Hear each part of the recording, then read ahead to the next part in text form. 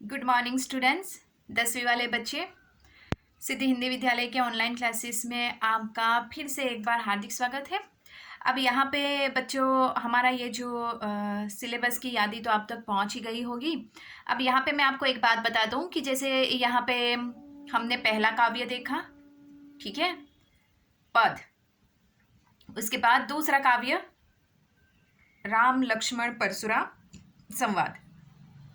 उसके बाद हमने एक पाठ देखा, मतलब करीबन हमारे 3 लेसन हुए।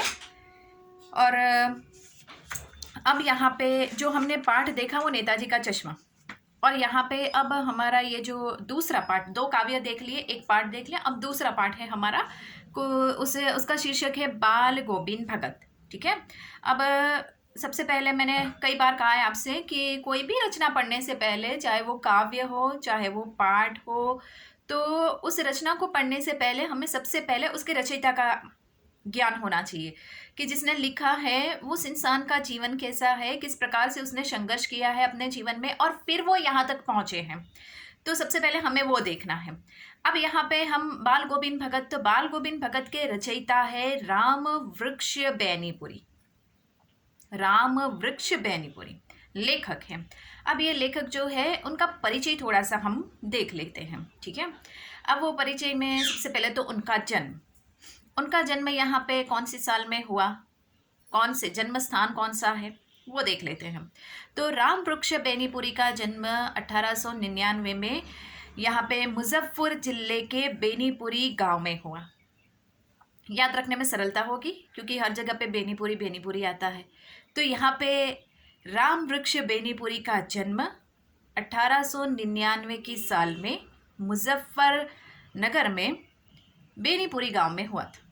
अब यहाँ पे बचपन में ही उनके माता पिता की मृत्यु हो गई थी और माता पिता की मृत्यु हो जाने के कारण उनके जीवन में बहुत सारी कठिनाई और अभाव उनको देखने को मिले। जैसे कि यहाँ पे बहुत ही कम उम्र में उनके माता पिता की छत्र छाया उन्होंने खो दी, तो उनके जीवन में बहुत सारी कठिनाई परेशानी आ गई। अब करीबन उन्होंने 10वीं तक की परीक्षा उन्होंने पास की, शिक्षा प्राप्त की और उसके बाद वो ये स्वाधीनता के संग्राम, ये स्वतंत्रता के आंदोलन में वो जुड़ गए। लेकिन बहुत ही करीबन कहा जा सकता है कि राम वृक्ष बैनीपुरी ने करीबन अपने 15 वर्ष की आयु में उन्होंने लिखना शुरू कर दिया। और 15 वर्ष की आयु में लिखन प्रवृत्ति के साथ साथ वो बहुत ही प्रसिद्ध होने लगे। तो मतलब ये जाहिर सी बात है कि उनमें कोई विशेषता होगी, उनकी लेखनी में, उनके शब्दों में इतना प्रभाव होगा। तो यहाँ पे महज एक 15 वर्ष की आयु में उन्होंने एक गद्यकार के रूप में यहाँ पे लेखनी की शुरुआत की और पत्र पत्रिकाएं छापना शुरू किया। वे एक बहुत अच्छे पत्रकार भी बने। पत्रकारिता के क्षेत्र में उनका बहुत अच्छा नाम था। उन्होंने दैनिक जागरण, दैनिक साप्ताहिक, मासिक पत्रिका, पत्र पत्रिकाओं के संपादन भी उन्होंने किया, संपादक के रूप में भी उन्होंने कार्य किया।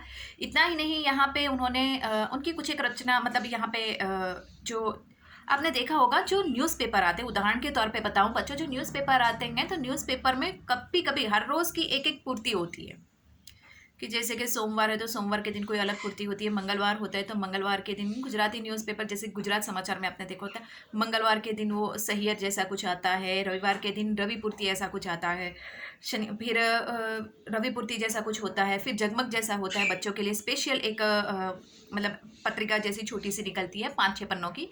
तो यहाँ पे भी बिल्कुल ऐसे ही है, उन्होंने ऐसे कुछ पत्र पत्रिकाओं का छापने का काम शुरू किया था, संपादक का काम भी उन्होंने किया। तो यहाँ पे ऐसे कौन कौन से हैं वो उसकी चर्चा थोड़ी सी 4-5 नाम मैं ले लेती हूँ कि जैसे कि तरुण भारत, बालक, किसान मित्र, युवक, योगी, जनता, जनवाणी और नई धारा, ये कुछ एक नाम है पत्र पत्रिकाओं के क्षेत्र में उन्होंने लिखा है।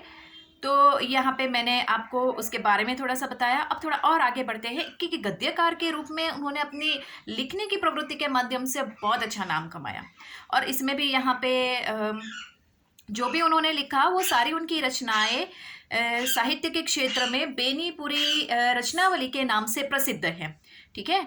उन्होंने साहित्य के क्षेत्र में, साहित्य यानी कि उन्होंने जो भी लिखा वो सारा उनका साहित्य है। तो साहित्य के क्षेत्र में बेनीपुरी जी ने जो भी लिखा वो बेनीपुरी रचनावली के नाम से प्रसिद्ध है और यहाँ पे प्रकाशित भी हो चुका है और वो 8 खंडों में प्रकाशित हुआ है। 8 खंड यानी मोटी सी किताब होती है, जो मैंने आपको परीक्षा मतलब क्लास में भी स्कूल जब हम लोग पढ़ते थे स्कूल में, उस टाइम पे मैंने आपको बताया खंड यानी एक मोटी सी किताब होती है जिसमें साहित्यकार की सभी रचनाओं का समावेश होता है। उन्होंने जो भी लिखा हुआ होता है वो सब लेखनी की एक मोटी सी किताब बनती है, जो कभी कभी 9 खंडों में, 9 सर्गों में, 8 खंडों में, 4 खंडों ऐसे विभाजित होती है। तो यहाँ पे प्रकाशित होने के साथ साथ उनकी कुछ एक पुस्तकें हैं, 2-4 पुस्तकों के नाम ले लेते हैं, बहुत अच्छी पुस्तकें हैं यहाँ पे, जैसे कि पतितों के देश उपन्यास है, चिता के फूल कहानी है, अम्बपाली नाटक है, माटी की मूरत रेखा चित्र है और पैरों में पंख बांधकर यात्रा वृतांत है, जंजीर और दीवारें स्मरण है। ठीक है, नाटक हमें पता है किस प्रकार से होते हैं, रंगमंच के ऊपर निभाए जाते हैं, उस प्रकार से संवाद जो इंसान मतलब जो भी पात्र वो नाटक उनका जो संवाद होते हैं वो बोलते हैं। तो यहाँ पे जैसे कि किसी ने तो भगवान श्री राम, तो राम जी का नाम लिखा होता है, उनके मुख से जो शब्द वाणी जो वाक्य निकलते हैं वो बाजू में लिखे हुए होते हैं। फिर लक्ष्मण का नाम लिखा होता है, उनके मुख से जो वाक्य शब्द निकलते हैं वो तो इस प्रकार से छपा हुआ होता है। स्मरण यानी कि किसी के साथ भेंट मुलाकात होती है और फिर हम अकेले में बैठकर काफ़ी समय के बाद उनके बारे में याद करते हैं, स्मरण करना उनके साथ बिताए हुए पल को, और फिर उसको लेखनी के माध्यम से लिखते हैं।